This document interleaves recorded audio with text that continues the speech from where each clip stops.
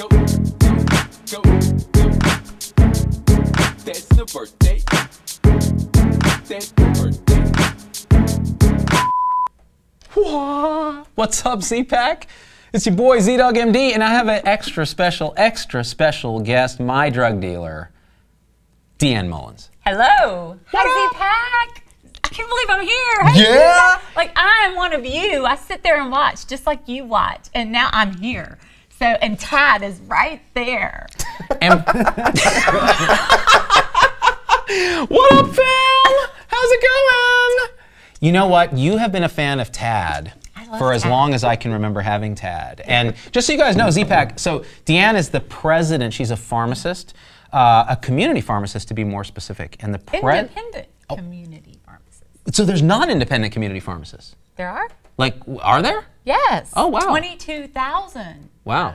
In fact, if you add up all the CVS, Walgreens, and Rite Aids, they total about 22,000. That is enough pharmacists to actually get us a decent number of views on the videos that we have that fail all the time, Tom Honeber. Totally. And if one of y'all could hook it up with Norcos, that'd be great. Okay, we're going to pretend that Tom never said that. But we are talking about drug dealers, and DeAnn is the president of the National Community Pharmacy Association, which is the biggest group representing. It's 19 years old or something? 119? Yes. 119, which to me is a teenager in vampire years. Yeah. So, and y'all are total vampires. Well, wait, so, I mean, where to begin? Because I wanted to have a pharmacist on the show forever and ever and ever. And why? Because you know what I think about pharmacy. Which is that a pharmacist practicing at the top of their license can help us transform medicine to 3.0. And when I met you, and you've been a fan, which blows my mind because we're idiots. Yeah. And yeah, you know this, and Tad knows this. That's the thing. But the fact that you believe in this movement as very much so. First of all, it means a lot to us, but second of all, I think the Z-Pack understands that it's going to take nurses and pharmacists and respiratory therapists and nutritionists to build this vision of 3.0, and you have articulated that vision better than I ever could. I've seen you talk live, and I'm like, oh, I'm going to steal that. Oh, thank you. Thank you. So tell me, I mean, what's going on with the independent pharmacy community? Well, you know, I often think we're kind of like the Jon Snow of, you know, the pharmacy family or the healthcare family. Pharmacy has so no much. No spoilers. I'm only on season 7, episode 1. I'm kind of behind too, so I don't know that I could mess too much up. But do you remember? No. So we're mom and pops, which, you know, I understand, and that's what people think. But we're also laboratories of innovation, and we are able to create and pivot and shift and do really cool things clinically because we're small and we don't have to go through hierarchies. And so independent pharmacies are, we triage. I like to think of us as tragedy filters. We do all kinds of... What do you mean tragedy filter? I like the sound of that. Yeah, so... I like tragedies, I'm not going to lie to you. A lot of times, I mean, we're the last thing between a patient and tragedy. If we're doing our job right and we know our patients, we have relationships, very good relationships with our patients. They talk to us, we talk to them, we know them. And so, we catch things all the time. We do things clinically, and yet we often get thought of as these drug dispensers, or, we're just a commodity. We're selling stuff, and we're not. We're healthcare professionals first. I mean, it sounds to me like you guys are suffering through what everybody in healthcare is suffering through right now, which is the Health 2.0 commodification assembly line process where we're all expendable raw materials in the factory of medicine. Yes. But the thing is, I know this because I have had my butt saved by pharmacists all the time, because they will call me and say, Doc, I see you wrote this. Were you thinking this? Because the thing is, this patient is on this, and I actually know this patient, and I know that she tends to do this, this, and this. So would you think about maybe, is there anything else you do like this or this or this or this? And I'm like, all of the above, thank you very much. Really appreciate it. Thanks for saving me. But not always is the capacity of the pharmacist to act at the top of their game like that recognized, encouraged, or even nowadays, I think, trained. I worry that we're creating a culture of check the boxes, do what you're told, follow the EHR algorithm, and don't use critical thinking. And that afflicts all of healthcare. But do you see this in pharmacy, or do you think pharmacy is a sort of wall against that? We see that in pharmacy. I mean, we're being measured by metrics that make no sense at all. And so it's not about making the patient well, and love to talk about value-based care with you in a little bit, and outcomes. Oh my God, it's so boring, DeAnn. It is so MACRA and MIPS. And being paid on outcomes is where it's at. I mean, that's... and pharmacy is in a position to really shine in that environment, because value is what? Outcomes over cost, right? Yeah. And so we are cost over outcomes. You know how I like to think of it? Value is? It's pi divided by 3, carry the 1. But the way I think of it is the intersection of cost, outcomes, or quality, and convenience. So yeah. The patient has a great outcome at a low cost, and they feel like I got this in an easy way that found me where I was instead of making me go jump through hoops. Right. Now, where in healthcare do you find that? Almost nowhere these days, right? So how do you think pharmacy, because again, you lead an organization that represents independent community pharmacists. That doesn't mean that you hate on the chain gang. No, right? No, we love our brothers and sisters in chain environments, and there are great pharmacists in chains, and a lot of them love what they do and they're in good environments. But I know a lot of pharmacists in the chain environment where they're understaffed and they don't have enough help, and they're filling way more prescriptions than they should, and they're just not happy. And so again, they're treated like commodities instead of professionals. So do you think, are you able in an environment where it's a volume-based mill, are you able to actually use the critical thinking to be a tragedy filter, to know your patient, to develop relationships? Can you do that in that environment, or is it exclusive to independent pharmacists? No. I mean, I think good things happen in chains, but more often than not, I mean, just think about your typical chain experience. And again, I don't want to hate on chain pharmacists, because we're all pharmacists, and we all need to be concerned about each other's practice environment, each other's challenges, whether you're in the hospital setting or you're in the chain setting or independent. We're all pharmacists, and we all have value. And in terms of the independent space, though, when I talk about value, when I talk about the pharmacy in Pharmacy 3.0, a lot of those opportunities are easier for independents than they are for chains. Yeah, because again, you have flexibility. You're not hierarchical. You actually get to develop good relationships with those patients. They know you. And I'll tell you, my dad, Health 1.0, right? He had a pharmacist that he almost exclusively tried to work with, and it was a small independent community pharmacist. And he knew Jack, and Jack knew him, and Jack was the only person who understood his thick accent and could read his scrawl. And this is the pre-EHR days. And I tell you, like, Jack probably saved my dad's butt a bunch of times. And it was that relationship, because they both knew the patient. Which gets me this interesting thing that came up on Twitter, right? A pharmacist, I heard this through the grapevine, that a pharmacist had tweeted something about their patients, and a doctor had responded and written in and goes, no. You have customers.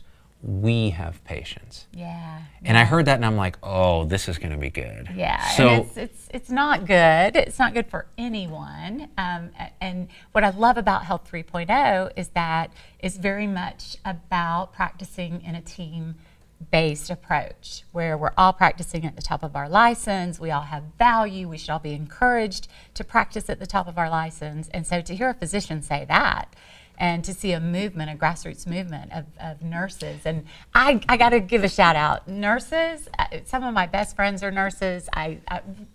We just want to help people. Pharmacists have a very helping heart. We care about people. Nurses care about people. Doctors care about people. I mean, we have so much in common that these turf wars are stupid. They're just stupid. They're wasteful.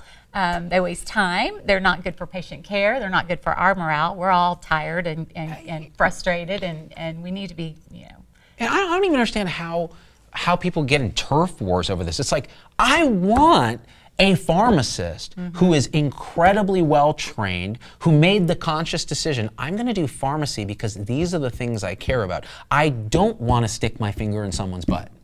I don't want to do pelvic exams. What I want to do is understand pharmacology, the interaction between drugs, dosing, chronic disease, and I want to be able to do that in an analytic way, but also have that interaction at the point of care with the patient. Absolutely. The tragedy filter, which I'm going to steal because that's brilliant, because you're preventing tragedies. You're the last person talking.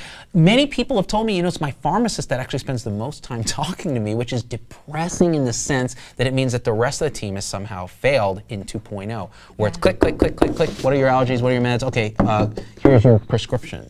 Well, think about how many times a patient actually goes into a pharmacy a year. So the average patient will go into a pharmacy 8 to 12 times a year.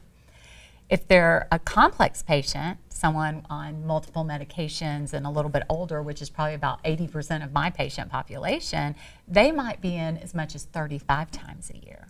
And so, those relationships really are a pharmacist's superpower in a value-based system of care. I mean, we have those relationships, so we have the ability to talk very frankly and honestly with patients to help them figure things out. Can I tell you a story? Absolutely. Okay, so only if it ends in either nudity, cursing, or violence. All of them. Well, I can curse. I'll curse. Don't curse. Don't curse. Okay.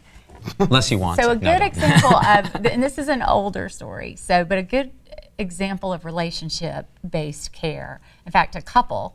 I had a patient who came in one day and she said, "My face is tingling and I'm not right." And I said, "Well, have you talked to your doctor? Because that's really such a broad." And she said, "No." And I said, "You are really upset and I've never seen you like this. I really think you should go see your doctor." So she did, and she came back and she put a prescription on the counter and she says, is this gonna fix this? And I looked at it and it was for Xanax. My favorite, vitamin X. It's a thing, people. And so I said, well, I don't know. Your doctor thinks that this is what you need.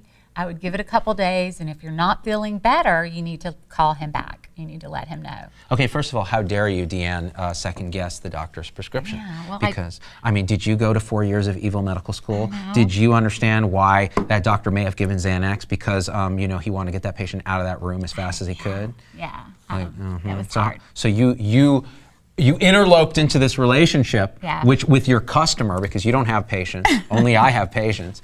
And what ended up happening there? So I didn't hear from her for about a week, and I thought, okay, well, wow, maybe she was stressed and it was anxiety. This was before the days of the internet. Like, we had AOL and stuff, but you wouldn't just Wait a minute, Google. AOL isn't the internet? You wouldn't. Someone tell my dad about AOL, because that's whack. You wouldn't Google the answer, but it was a Saturday, and she came in, and I came out of the bathroom and into my office, and she was in my office. And so she had to come from behind the counter and sit herself in my office. And she said, "Something is really wrong with me, and I need you to help me figure this out." So I started asking questions. I had an applied therapeutics book, and my Goodman and Gilman's, and all of those. And what's a book, by the way? I'm still trying to figure that out now. Oh, and then what happened? So, I started asking her questions. So, didn't you just have a surgery? Yes, I had a surgery not too long ago. Remind me again, what did they do? Well, I had my parathyroid removed. The plot thickens. So, your parathyroid was removed, and okay, now let's talk about the symptoms. So, I'm thinking, okay, what could be occurring? Well, as you know, hypocalcemia, right? She had the cardinal symptoms of low calcium. And so I said, you really need to go to the emergency room right now. So she did, and about 3 hours later I got a phone call and she said, the emergency room doctor told me to call you and thank you because you made a big difference in my life today. So in your customer's life, not your patient's life. Yeah. Wow, that's an amazing story. Yeah. And I tell you, you're not alone because I know thousands of those stories. Thousands every day of these stories. Our pharmacists are doing things like that every day. Every day. And this is exactly why, guys, like the the role of the pharmacist in Health 3.0 is an integral role, because if everybody gets to practice at the top of their training, you recognize hypocalcemia on the front lines in a spot where it's going to be missed everywhere else, because it's where the patient is that they need the care, right? And now we were talking about value, convenience, cost, and quality. Well, it's every touch point is important. And the experience that the patient gets, you know, there was recently a thing in Australia, right, where this woman went on a rant and oh, I had to wait more than 15 minutes, and that's not enough, this is enough. And it became this huge thing where pharmacists have to step up and go, guys, you don't understand what happens behind the scenes. Like, first of all, 15 minutes ain't nothing, because we got to make sure we're not going to kill you. You have the right medicine, it's not interacting with anything, the doctor didn't fill out the prescription right, so we got to call him, he's somewhere else and can't be reached, or she, and the amount of stress that's involved. I spoke at a graduation ceremony here in town for the pharmacy school, and you see all these young, for some reason, like 90% Asian crowd. Really? Like, yeah, it's interesting. I've noticed that on the West Coast, it's a very Asian heavy training program, and they were all like so excited to go out and actually help patients. Yes. But then the question is, if you catch them 2 years down the line, are they demoralized? Are they burned out? Is Health 2.0 devaluing them and their contributions and their 4 years of training on top of college? Yeah. Right? So I know nurses complain about this. I know doctors feel this way. Absolutely. And we've all put in all the sacrifice. So what do you think is a solution for this? A solution to burnout for pharmacy? To reintegrate pharmacy in a way that actually allows them to do what they do, because how do you get paid for that? How do you, what do you think? What are your thoughts? So, so if you look at the medical spend, say $3.2 trillion a year we're spending on healthcare.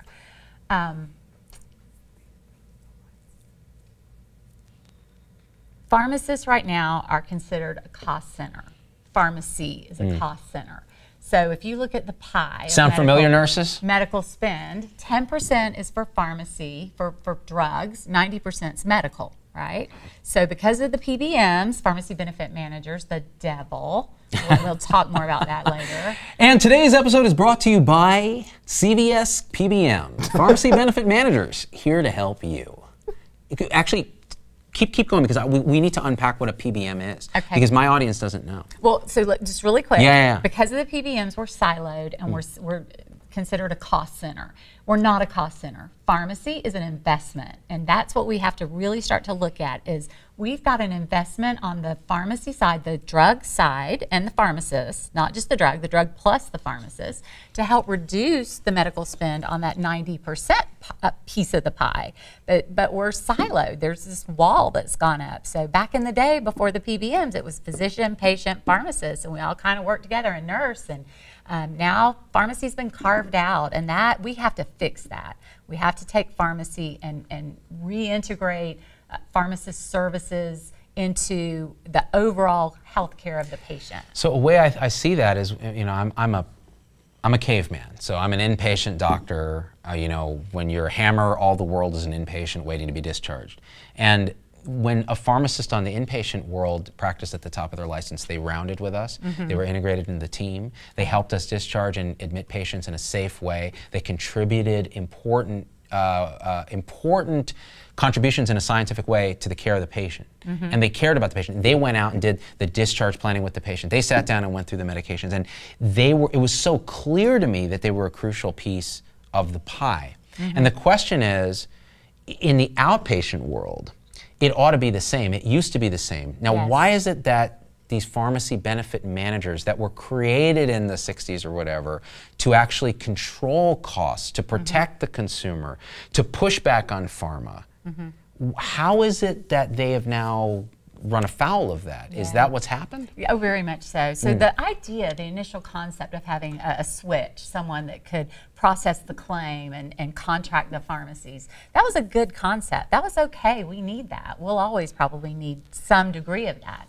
But because of the industry not being regulated or held accountable or held to any standard, I mean, they're not regulated. They control probably 78% of the nation's prescription benefits.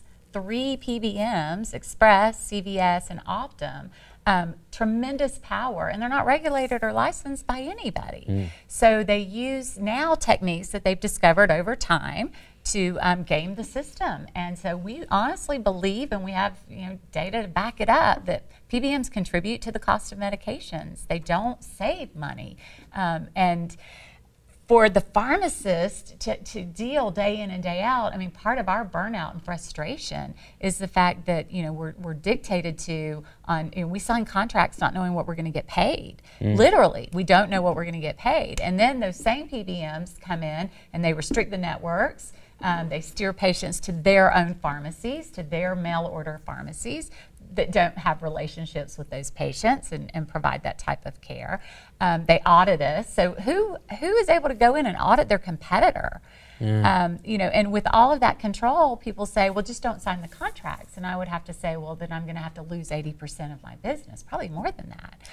So it's particularly hurtful for independent pharmacists because they don't have an alliance with one of the monopolistic PBMs. So like CVS may be connected with a particular PBM, and Optum maybe, so it particularly puts the hurt on you guys that are the guys that are actually labs of innovation, that, that your pharmacy is not, it's not a loss leader to sell crap. I don't sell candy. I don't sell sodas. I'm sorry, honey. Ken's watching, and he keeps saying, we got to sell something. Well, then why would I go to the pharmacy except for my Dylala? We don't sell that stuff. I'm a certified diabetes educator 17 years ago. Wow. I started teaching, I started training patients with diabetes self-management training and education. We were recognized by the ADA. We were paid by Medicare, first in the state of Florida. We can provide tremendous value. But all we're seen as is a cost center and competition to the PBMs. This to me is a great example of how Health 2.0 has gone so far in trying to squeeze business principles and efficiency into a model that's ultimately a human relationship. So in the 1.0 days, the community pharmacists would be there with the community docs and they would do their thing. Now, the problem with that is it was totally unregulated and very expensive and not evidence-based and paternalistic and very hierarchical, actually. But now everybody's equal. It's like Animal Farm. We're all equal, just some people are more equal than others. And we're all cogs in this machine. So you guys are a cost center, doctors are a cost center, nurses are a cost center, and the administration is incentivized, and these aren't bad people usually. They're incentivized to squeeze as much productivity and work out of a fixed cost as they can. And that's how they treat the pharmacy, and that's how they treat nurses, and that's how they treat pretty much everyone. So we're all understaffed, we're all overworked, we all don't have support, and since we're not yet paid to keep people well, nobody cares. Right. Because you're still generating revenue through volume. That is the fundamental sin of Health 2.0 that we haven't fixed yet. The reason I was excited to have you come out here, and also we're shooting a video tomorrow that's going to celebrate. I know. Don't tell anybody. It's a secret. Yeah. The worst kept secret in the world, because I might have spilled some of the beans earlier in the week. So we're shooting this amazing video, but the idea that we should celebrate when people use critical thinking and teamwork in service of each other and the patient. And something that you said earlier before we started the show was like, we ought to have compassion for each other. Like, this doctor on Twitter saying, no, you have customers, we have patients. That's total crap. Yeah, that was kind of icky. You think about somebody just graduating out of pharmacy school. One of these, what was it? There's like 15,000 pharmacy students or something. I forget how many. 55,000. 55,000 pharmacy students. Yes. They hear a doctor say that crap on Twitter, and already they're primed subconsciously to underachieve what they're capable of given their training. Because, well, these guys think these are customers and I'm just a retail clerk. Well, how am I going to behave? The thing is, doctors are getting that now. You are a provider. Can I say something about that? So I had, before I started watching your show, and I watched you before you started Incident Report. I mean, you hadn't. That's old school. But way back in the day. And I had compassion for nurses and doctors, and I got a shout out to our hospice nurses, because Oh my gosh, I could cry when I think about hospice nurses and how awesome they are. So so I had this love for physicians and nurses and this collegial feeling.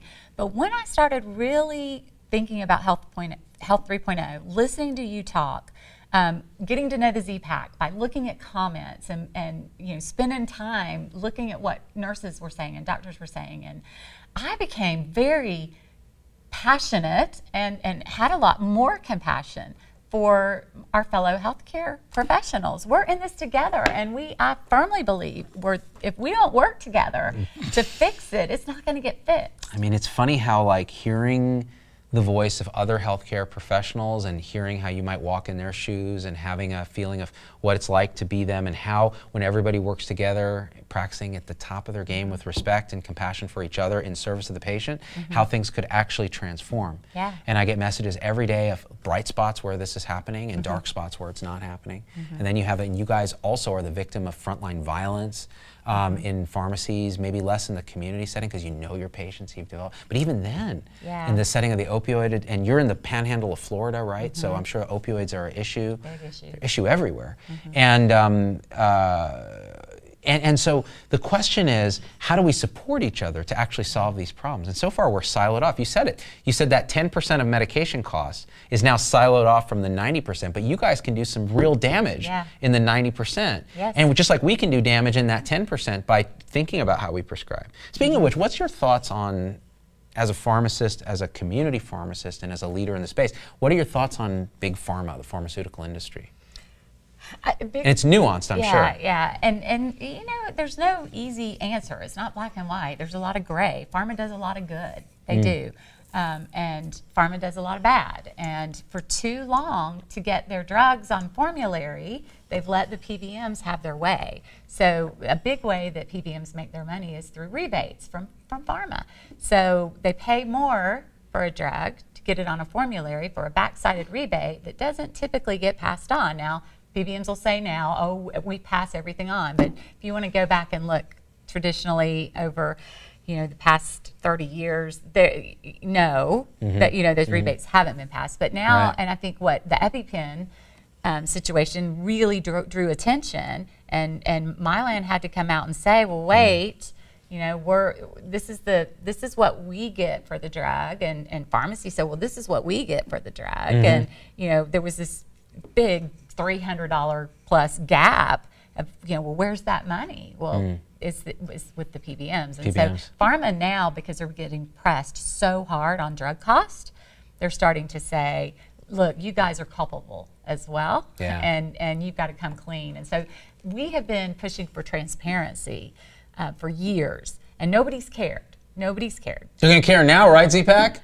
Y'all are going to be like writing your congressman about pharmacy benefit managers and being like, hey, one of them gave away like a Mercedes-Benz at a recent conference. Dude, me and Z were at this conference, and they were giving away a fully loaded GL Mercedes, which is like a $80,000 car, and it was raffled away to just some random woman in the audience. And I was pissed that I didn't win it. Yeah, me too. It's not that I didn't enter. I will take that PBM bucks. Come on, DeAnn. Don't tell me I can't have my mungies. Okay. Jenna Clack says compounding pharmacists are individualized medicine specialists, should never be purely for cost, and that's actually not okay. That's actually not okay. It should always be to maximize patient response. Jenna Clack. Yeah. And we compound at the pharmacy and are trying to defend compounding right now. We're under attack. In this country, and you could debate that. That could be a whole nother show. But compounding is something we need to protect. Patients are not all made the same. One size doesn't fit all. What? And the vegans would have you believe otherwise. Compounding has a really important place. So yeah. Jenna? And Steve Brannon says, in a system where physicians have less time with patients, outpatient and inpatient, we need to rely more on our allied health and other providers to practice at the top of their licenses to maximize care to our shared patients, not my patient and your customer. Physicians can't complain of burnout when we don't let other competent professionals help us shoulder the work. Medication counseling, diabetes education, diet optimization, lifestyle counseling. I think Steve is on point. Yes, he is. And chronic disease management. Let me ask you this. I'm curious what the Z-Pack thinks. Should a physician continue to see patients that are really doing well, that are stable and you know, do office visits need to really happen with the physician at that point, or can, you know, a mid-level or can a community pharmacist be a part of that team to help manage some of that stuff? Because when I think about my docs, and honestly, I mean, what y'all go through and the education and, you know, the expertise that you have, we need to be supporting that and helping you to practice at the top of your life. Now you've poked me right in the hummus nest. That's what I wanted to say about the vegans. Like anytime I upset them, I'm poking them in the hummus. You see what I did? It was a joke. This is what really gets me fired up. Okay. What you just said will infuriate a certain subset of doctors. And the reason it will infuriate them is you are going to take their easy, repeat 99232 visit from them that is just, hey, how's it going? It's going good, cool. I can bill that code, because in a system, by the way, this sounds like a trailer for a really bad movie, in a world where you're billing fee for service and every code pays the bills, you want that patient to come back for stuff that they don't necessarily need to be in your office for. It could be a telehealth visit. It could be a visit with the pharmacist. It could be a visit with a health coach. It could be a visit with a nurse practitioner, a PA, somebody who's supporting. But that's how it ought to be if you're paid on outcomes, which you brought up in the beginning of this. When we get there, then doctors will be like, well, heck yeah, there's going to be better outcomes when the patient is actually, when everybody's working in a team to support the patient. Yeah. So I agree with you 100%. The reason you'll get pushback in 2.0, 1.0 hybrids like we're in is that people will be like, no, you're going to take my bottom line. And that's when people will be like, well, pharmacists don't have the qualifications to be able to manage chronic disease because they didn't go to 4 years at evil medical school. They went to 4 years at evil pharmacy school. And what, you know, how, right? Right. And I think that's the heart of it. Right. And the same goes with physician assistants, same goes with nurse practitioners. I think that's the thing. Now, you had said something else, which is in this book. I can't pick it up because I'll lose my mic. The Innovator's Prescription. This idea, I've done that before. This idea that we ought to be disrupting each other. And what this means in a business sense is we ought to be doing things more efficiently for less cost by people who are really good at it, that do a better job than the guy up here who's trying to do everything for everyone. And when you do that, you force doctors to actually continue to practice at higher levels. So now a primary care doc is doing what a lot of specialists used to do, and specialists are doing incredibly complex work, and the pharmacists and the PAs and the nurse practitioners and the nutritionists and the health coaches and the dietitians and the diabetic counselors are pushing the rest of that and doing that education that now frees these other people to practice even higher. So to me, that's the perfect world. We didn't go into medicine to try, some people did, but most of us didn't go to try to be everything to everyone. We want to do something or a group of things really well. And that means we need a team that does that other stuff. That's why I love being a hospitalist, because man, there was a point where I was like, I'm gonna learn how to dose Coumadin right, or I'm gonna figure out this digoxin interaction thing, or I'm gonna do, and then I realized, wait a minute, I've got only so many neurons. Most of them are burned out through chronic video game playing. How about I call the pharmacist who's on my team, who I know and love, who can help me with that stuff? Right. Much better than I could do it. Why isn't that happening? Is it a cost thing? Well, I think, yeah. I mean, we're fee for service. We're paid to do things to people, to write prescriptions. You said it. I mean, I say it, but it's because I've heard you say it 1,000 times, and I've said it all year long. You know, moving. But when from you fee say it, for it's with a service. beautiful Southern accent that makes it much better. Well, so when we move to value-based care, and I do want, if I could make a point, because you know, people may be thinking, yeah, it's all well and good for the pharmacist to be practicing at the top of their license, but who's going to make sure that Betty gets her birth control pills, you know, at 8 o'clock at night through the drive-through? There will always be a need for fast, accurate, and cheap. Yeah. For patients that are well, you know, low complexity, low cost patients, they just, you know, need their medications. Fast, accurate, cheap, we need systems for that. And there'll be pharmacists that are involved in those systems. Dispensing is important, and I don't want to give up dispensing. Right. My relationships are based on that dispensing process. But when you look at volume versus value, you're going to see kind of this bifurcation in pharmacy. And you're going to see people that are really about the volume, fast, accurate, and cheap, people that go there need a pharmacy, And then you're going to see these differentiated pharmacies where you see more complex patients and higher cost patients. And so we're going to be providing, the dispensing, yes, that's not going to go away, but we're also going to get paid on those outcomes and that value. And I think that's the space where independents could really thrive, because we have those systems in place right now. We have delivery to patients. We have relationships with patients.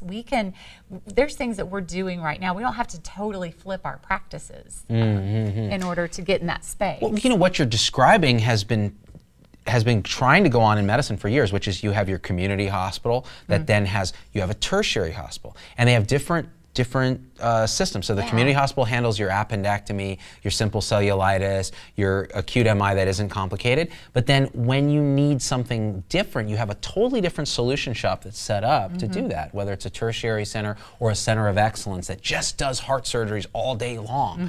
And they're so good at it. Why can't you do the same thing in pharmacy? You have the dispensing, you have the simple, because then what you can do is you can optimize for convenience and cost. For the stuff that's that, and then the stuff that's complicated, you want to optimize for quality and the cerebrality of trying to figure out what's the best thing. Yeah. So medication synchronization, so making sure that the patients are able to pick up their meds maybe just once a month, maybe twice a month, with clinical reviews. So you're not just, oh gosh, reacting. You're proactive, so you're getting meds ready a week before they need them. You're making sure nothing's changed. You're making sure, if Betty doesn't need her statin or her blood pressure medicine, why not? Why, 30 days ago you got 30. What's going on, Betty? Well, I'm achy. I don't feel good. My cholesterol was fine last time I was there. Opportunity to intervene, have a conversation, key in the doctor. Key in the doctor, and we have to have, pharmacists have to have access to the electronic health record. What? Yes. We no. have to. We do. Walls? No. Fragmentation? No. Of course you do, right? But do you get it? No. But will we? Maybe. I hope. I mean, if we're going to be an integral part of the healthcare team, we have to be able to talk with our other colleagues about what we've done, and we want to. It's really cool. Like, we're such helpers. We want to help you do better in your day. I mean, we want to help our nurses, and we want to be a part of making that patient well. And it's when we call or when we ask questions, we're getting killed. I mean, it's hard. I mean, especially when you can't reach. Yeah, we don't want to pick up the phone and have to call and the question that God bless our patients, I love them, but I get so tired of hearing every time a script gets dropped off, how long is it going to be? How long is it going to be? How long is it going to be? Well, it depends on if your insurance is now deactivated, or if there's a prior authorization, or if the doctor forgot to sign the prescription, or I could go on and on. Do you think like some massive retool of the system, like a single payer insurance plan, would make that easier? Oh, that's a good question. Or would it be too busy destroying the entire system? We recently, I met with pharmacists from all over the country, or all over the world, Ireland and the UK and Canada and Australia, South Africa, and you would be amazed at the commonalities that we have with our brothers and sisters in other countries with single payer. It's the same. It's I think that there are challenges either way. Correct. So I'm not convinced that that's the solution at all. You substitute one insurance bureaucracy for another insurance bureaucracy, right? Yeah. That's my suspicion. So there are ways to streamline and make things efficient. There are ways to specialize and make sure that there are centers of excellence, and there are ways to work better in teams, and there are ways to get paid on outcomes, and we have to push those. And I think that's what Health 3.0 is. Tom, do you have any comments from the peanut I want to gallery? ask DeAnn a question. No. How do you feel about the drive-through at the pharmacy? Well, we don't have one. Y'all don't have one. We don't have a drive-through. We have curbside pickup. I get that people, can't come in, and we have delivery, and it does help patients on that convenience side. I get it, but it's never felt right for me. A lot of independents have drive-throughs, and if that works for them, great. But shooting drugs through a tube to somebody, it just wasn't a good fit for us. That's a real drug dealer. right there. Yeah, yeah. Let's see. Evil drive-through, says Jeff Middendorf. Hate the frickin' drive-through. So glad I quit the job that I had one. Cherise Spittle. So it doesn't. Somebody said a little earlier, Z, and I lost their comment, but they said, "Oh, that's funny. I never even thought that not to have candy near the pharmacy or anything." Right. Like, and you know, in a CVS or a chain pharmacy at Walgreens, I mean, I'm imagining a lot of times the pharmacist gives the diabetes medication, and then you're they watch them grab a bag of candy on the way out the door. Right. Right. Well, and let me just say this for people with diabetes. So in my education program, like I think deprivation is a bad thing, you know, and so our goal was always to help people, you know, really have a high quality of life. And so every now and then you want to be able to eat a donut, and you want to be able to enjoy, you know, treats and things. And so I'm not against candy. People with diabetes can 100% eat crap occasionally. Everything in moderation. I buy that, including moderation. Yes. So, but it again, like the drive-through, it didn't feel right to our brand. We're about wellness and health, and so for me to profit off of selling you crap, like that's not the pharmacy we wanted to be. You know what? I think you're a communist, DeAnn Mullins, because profit is the nature of our business. Yeah, I'm probably not the best businesswoman out there, or I would be having a Coke machine and having all those things. Right. And again, I'm not against them. My kids have sodas from time to time, but we want to be a part of people's wellness journey, and so we've been selective about what we sell. We're congruent. Brand congruence. That's awesome. And tomorrow we're going to be shooting at an independent pharmacy here in town, and it's going to be really nice to get a feel of what that is. Yeah, and it's really great. And so, any other thoughts that you have on that you wanted to let the Z-Pack know? Your chance to affect the course of Health 3.0. No pressure. No pressure. Well, I will say this. So, you know, I'm applauding Z-Dog's efforts to evangelize Health 3.0, and the fact that you quit your job, you know, and said, I'm going to go make a difference and have fun doing it is awesome and fantastic. And I'm sorry, yes, absolutely. And so, you know, I support, I'm a member of the Z-Pack. I like, you had me from hello. I mean, it was quick. Because what you say makes sense, and we owe it. I mean, right now, healthcare is unsustainable. And all kidding aside, seriously, you know, we've had 50 years of hyperinflation. It has created collateral damage to wages, infrastructure, retirement, education, and it's burning out our clinicians. So as much fun as it is, it's really serious stuff. And so I think, if you look at every societal movement in history, it starts out with a shared belief. So Martin Luther King, you know, people did that because they believed in social justice. The Wright brothers, you know, they rallied around a technology that could change the world. JFK, in service to country, they rallied and put a man on the moon in less than a decade. So I think that people unite when they share beliefs, and I think a shared belief can change the world. And Health 3.0 is a shared belief. God, gosh, I'm gonna hire you as my speechwriter. That was awesome. That's exactly it, guys. Like, listen to me very carefully. What DeAnn is saying is the future of how you change medicine. I get so many messages, I don't know what to do to change medicine. A shared belief that we should work in teams in service of each other and the patient, get paid on outcomes, use technology to help us take care of patients, and then get out of the way and integrate as much as we can the information. That is going to transform healthcare, and that shared belief means all of us working towards that goal in our own way locally. All healthcare is local, and that means across the disciplines, pharmacy, nursing, doctors, nurses, nurse practitioners, dietitians, the guy working in materials, the surgical techs, all of us. Pharmacy technicians. Oh, my farm techs have been blowing it up. They've been blowing it up. And pharmacy technicians, you are our glue. We could not do what we do without you. You're right there in the trenches. My team, I have the most unbelievable team back at home. And I couldn't do what I do without them. They're smart, they're passionate, wonderful human beings. And so God bless our technicians. Sorry. I love it. Yeah. And can I say one more thing? Yeah. So when I bought in, I went to Patreon and I said, I'm going to support this effort to unite frontline practitioners to save healthcare in this country. And you have 650,000 followers on Facebook, give or take a few. A few, yeah. Yeah, if just a little bit of those people went on Patreon and donated $5 a month, less than a cup of coffee, could you do some cool stuff? We could break some stuff, guys, and we would continue to give you guys a thank you for that. It's easy. It really helps us. People in the Z-Pack say, what can I do? $5 a month. Patreon.com/ZDoggMD, and I want to give you a thanks because through the NCPA and your own belief in us, you provide a kind of support that means the world to us.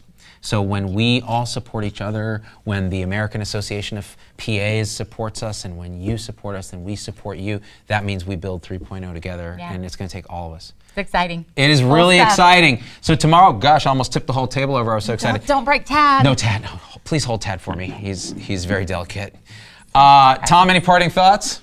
I agree with DeAnn. Y'all need to give us money, and don't make me whine like those babies over at NPR, okay? Because that's not cool. Diversify your bonds. I hate you so much, Tom Heinever. Thanks to DeAnn Mullins. We out. Thanks.